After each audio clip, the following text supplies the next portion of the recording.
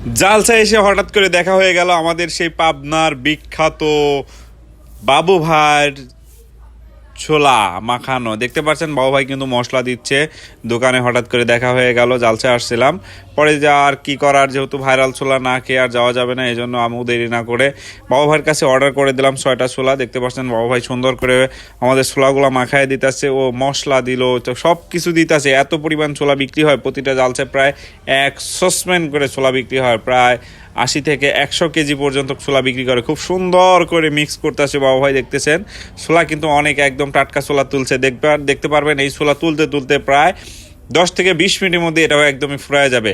প্রত্যেকটি জালসায় উনি যায় এবং জালসায় গেলে সবার আগে 8টা থেকে 9টার মধ্যে ওনার বেচা কেনা শেষ, কারণ এই ছোলা খুবই ফেভারিট, সবার কাছে খুব ভালো লাগে।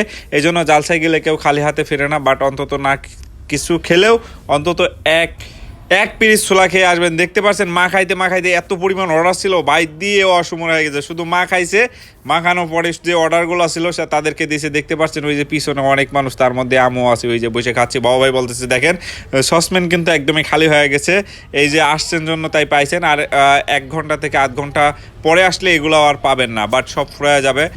যাই হোক, বাবু ভাইয়ের ছোলা খেয়ে কিন্তু খুবই ভালো লাগলো এবং খাচ্ছে এবং টেস্ট করছে যে খুবই সুন্দর এবং খুবই সুস্বাদু একটা খাবার। আসলে জালসায় গেলে ওনার সাথে দেখা হলে অবশ্যই খাই।